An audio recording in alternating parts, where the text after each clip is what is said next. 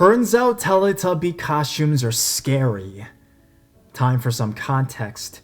It was back when I was around 13 years old, I think, and we wanted to go to New York City with friends to go to some anime and gaming event, but you had to go with a disguise. So, as an inside joke with friends, I picked a Tinky Winky the purple one Teletubby costume with a helmet and the antenna but not the face. I printed the face from the internet, put it on a cardboard, and made holes for the eyes. There was also a pouch where the Teletubbies TV is, so I didn't even have to take a backpack.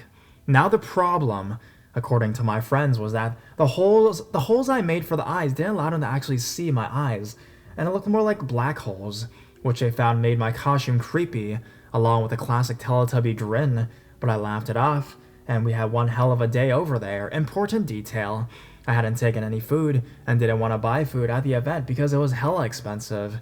Amusing detail, a kid rushed up to me while I had my back turned to him, happily yelling, "Teletubby!" Then I turned around, amused, and opened my arms to give him a wide hug, and probably upon seeing the dark gold I had for eyes, he literally stopped dead in his tracks and went back crying to his mother. When his mom looked at me, I thought if looks could kill, there wouldn't be much left of me already. So, we go out at around 7 p.m. and decided to hang around since we have an adult friend with us who parked his car not far away to bring us back. So we talk and have fun till 11 p.m. when we decide to head to a metro station to go where a friend had parked his car. On our way, I noticed a hot dog stand. Hunger from not having any lunch kicked in, and I said I'd catch up to them in a minute. Turns out the people selling the hot dog had problems with accepting credit card payments and had no cash, so it took 20 minutes. Then my friends texted me saying they went to another metro station I never heard of and were waiting for me. So I just eat my hot dog and take out my phone, punch in the metro station name, and follow my GPS. Eventually, it starts leading me into some weird residential area that was partially unlit with people just staring at me for a long time, probably because I was still in Teletubby costume. After 10 minutes of walking, I got really nervous at the idea of people coming along and mugging me or something like that. I'm fine with walking in the countryside in the darkness, but a random person scares me way more than the largest attack dog. I would be sketchy around people on the street, attempting to hide behind trash cans even though I was purple, and sometimes jogging to get away from them, but I didn't meet any let's not meet. I unintentionally became the let's not meet. After 10 more minutes, I was almost there but shaking from fear, and suddenly right after passing a crossroads, I heard really fast steps coming my way. I absolutely freaked out, thinking I was about to get punched or something by whoever just came out of the crossroads, and I started walking my way in an instant. I took a big leap forwards, turned around shaking a lot, and screamed at the top of my lungs. I wanted to sound intimidating, but it sounded more like someone having his balls chopped off. And then I saw a woman in her early 20s that looked at me as if I was a demon or something like that. She just ran away in the opposite direction, after freezing for like 10 seconds. Ironically, this calmed my nervousness, as I wasn't too scared for the rest of the walk. I felt really bad and stupid after this, and finally decided to take off the Teletubby costume. And I have no idea why I didn't do that earlier, and to this day, I still feel stupid not to have taken it off earlier. Met up with my friends who thought I'd been attacked or something like that, and they laughed when I told them what had happened.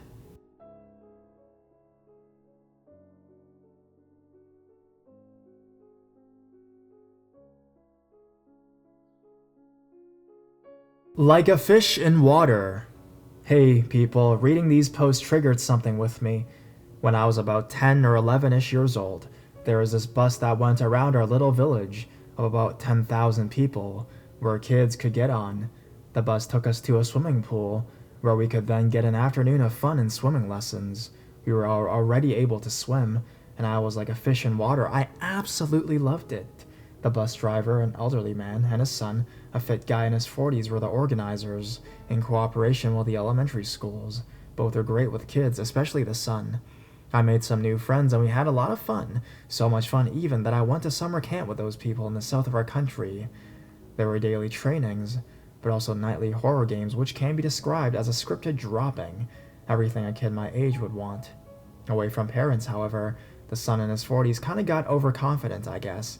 Seeing as well, we all got mixed group dressing rooms at the pool where he, the girls, and the boys would undress before and after swimming. We were all kinda getting into puberty, the girls more than the boys, and we had a lot of glances at each other. Our sexuality was already starting to bloom, and it was safe to say that became quite visible with the boys. That's where the story kind of starts.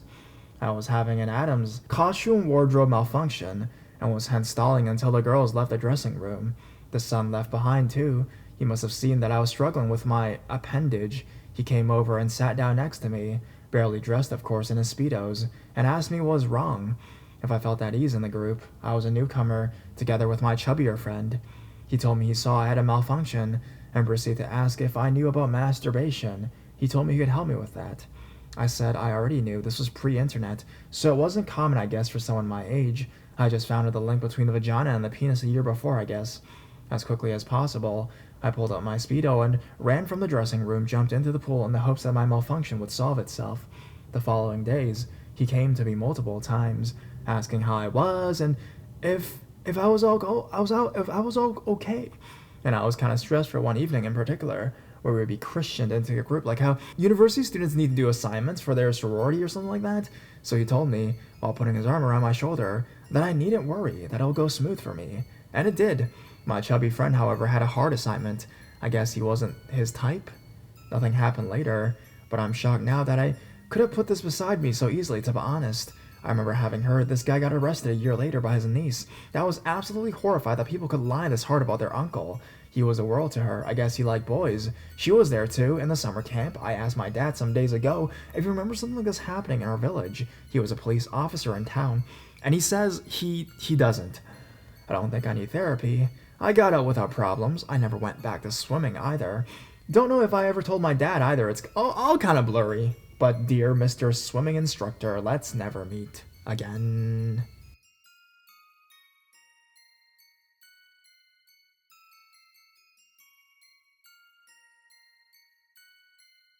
I used to live by myself. Was told to post here from Reddit No Sleep. I never even met him. I didn't know his name or face.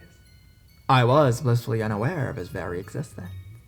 I'll never know why or when it started. I'm glad for that, I guess. I moved into my very small apartment in February last year. My landlord Olivia was a sweet older lady who would cook too much and bring me much appreciated leftovers. She was great to me even after telling her my problem. I'm antisocial, but she doesn't really mind renting to a reclusive young girl who reminded her of her daughter. Every few weeks she would knock on my door then leave, letting me know she was leaving something for me. I loved that. Not even my family would cook so well. The next morning I washed, and I would leave for empty containers outside my door, and by an hour or so, she would come and take them back again. My other neighbors seemed fine, but I never talked or visited with them. I work from home, so any time I was ever forced to go out, I rushed out and into my apartment, avoiding any uncomfortable situations. I loved living alone. It was everything I hoped for. I could just breathe. By April, though, I started noticing things were not right. They were moving or plain disappearing. I was convinced it was just anxiety caused by my new medication and the move. Another side effect was it would make me feel so drowsy. Since I hated seeing the doctor, I just dealt.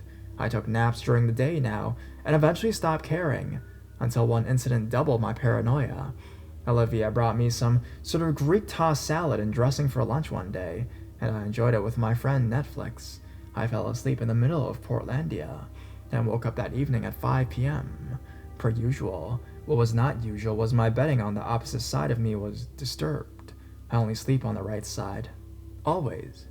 Even more, it felt warm. My first thought was that I must have rolled around a lot, but I knew it was too odd to dismiss. I got up and searched my apartment, gripping my phone with 911 typed in. Nothing else was disturbed. Everything was exactly like it should be. I let go. For the next few weeks, everything was normal, pardon the occasional misplaced shoe or drawn back shower curtain. I thought about telling someone, my parents, maybe Olivia, but it's not life or death, and I am not reaching out to anyone.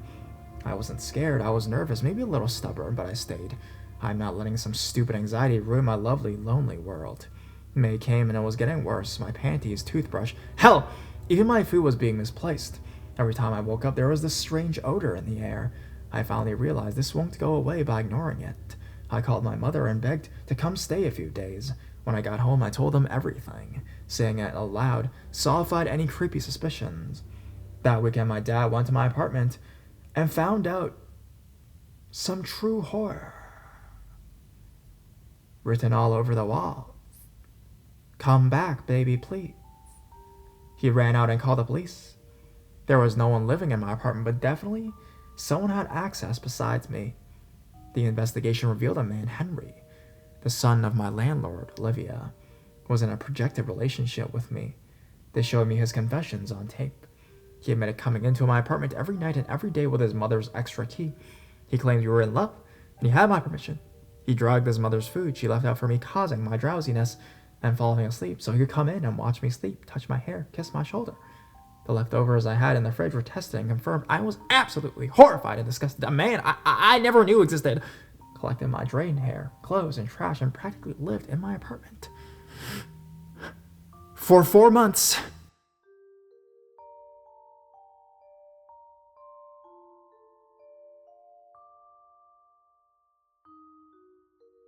Jared and Sarah. Little bit of background. As a very specific kind of therapist, you need your master's degree to practice and legally identify as that kind. This is a guy I met in that program who is now a practicing licensed therapist. The events I'm typing are over the course of 2 years. I'll put a season in so you can kind of understand. Summer year 1. On the first day of the program, we needed ID badges as we would be able to work with clients under a supervisor. Jared worked under one of those supervisors and took our photos. He was kind of cute, and I didn't get any creepy vibes from him.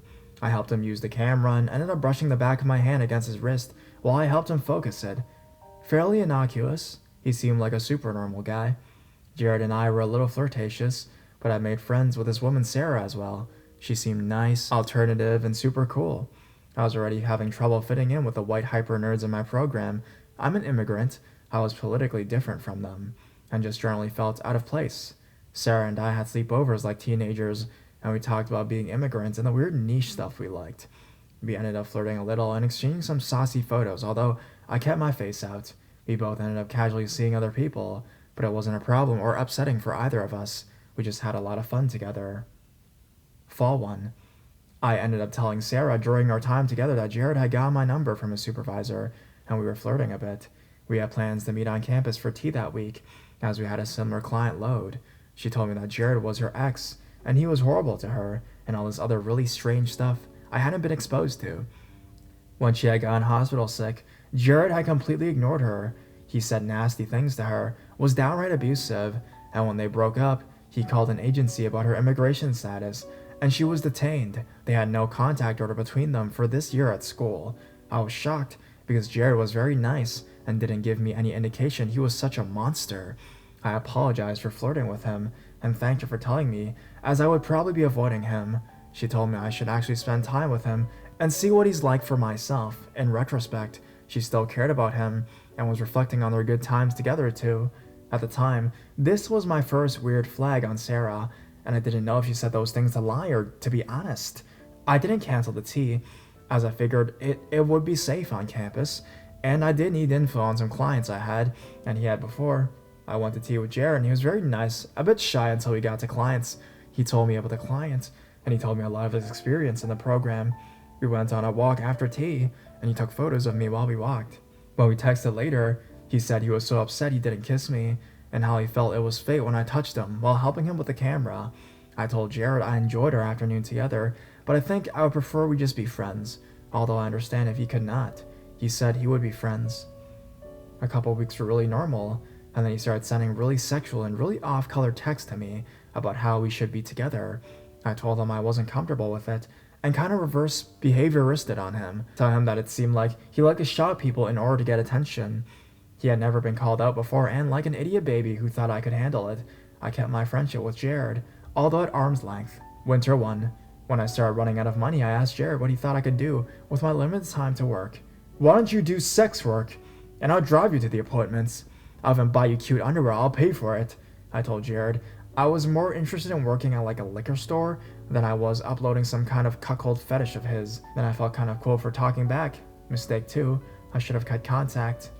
I started to notice a pattern, that Jared was a different person over text than he was in person. He was shy in person, and then sent these antisocial texts away from me. I still kept him at arm's length away. It sounds foolish, but he and Sarah were my only friends at this point. I never hung out in real life with Jared again. Sarah was upset when I didn't start dating Jared. I told her I was seeing someone else, my now fiance. At the end of the year, Sarah told me that one person in our program gossiped about me and said horrible things, and that's why I had no friends besides her and Jared. She was really supportive during this time. Spring 2, Jared sent me a really inappropriate, sexually aggressive text one day when I had been telling him not to, emphasizing it wasn't appropriate. He also said something dangerous about me. I ended up reporting to our department head. He bragged about using his resources inappropriately at the school and towards clients. Jared had threatened to get involved with the licensing board for other people in the program or blacklist them. He reported people constantly and threatened them, but our supervisors and professors adored him. The only people who had a problem with him were other graduates, and I was the only one to report him. Jared didn't have any power, I don't think, but he still made these threats and badmouthed people to their supervisors. I think now that Sarah had done the gossiping and pushed people away from me in the beginning, Jared was really self-absorbed and probably antisocial as well. She and Jared had to talk it out after the no contact order stopped, and she told me it went really well and they would hang out now. At this point, I was a bit over them and was spending time with my future husband. A couple other people in my program were friendly to me, and I had a small friend group now. Spring 3, I went out to lunch with Sarah and ended up getting her a lipstick because she hadn't gotten paid yet, and we still got each other little things. She joked about putting the photos I sent her in the beginning on my client files and sending them to Jared. I just kind of laughed with her and joked back about how unfunny and nasty that would be, dude. Sarah came over when she wanted to break up with her boyfriend, who scared her. I said I didn't mind if she did it at my house because I lived near the police department, and then the boyfriend wouldn't have felt like he could stay. I went upstairs when he arrived. She left with him and got into his car. I asked her how it went, and she thanked me for being so supportive. He took it bad, but that's why they went on the drive, and she was okay now. Regular hangouts resumed for a few months, and then we had to talk about maybe living together at the end of the year.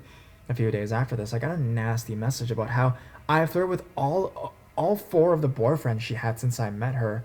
What? She accused me of being manipulative, a fake friend, and a racist. It actually hurt a lot. She blocked me on Facebook. Jared did too. It was bizarre. Like a tornado that blew in and left the way they came. I feel like nothing I could have done would have any impact. They had their own narratives. But to be honest, glad to see them gone.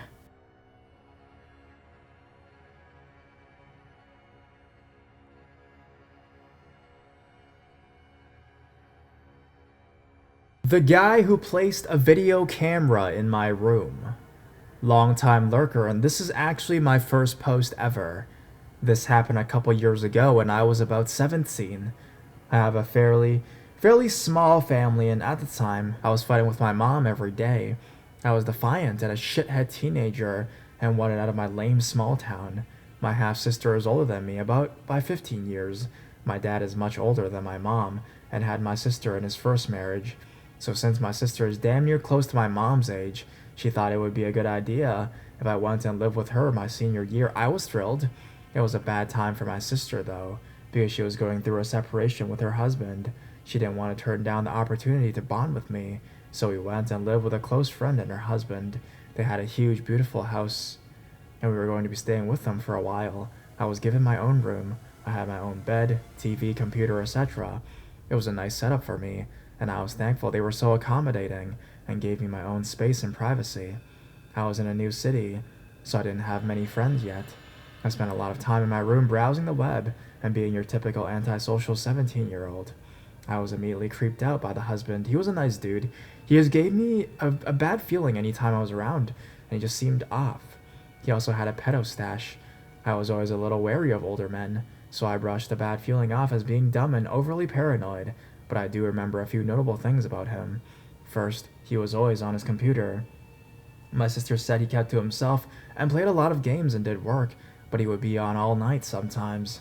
Second, I was wearing some booty shorts one evening before going to bed, and I could tell he was checking me out pretty hard. This made me extremely uncomfortable, but I just put the blame on myself for wearing something too revealing.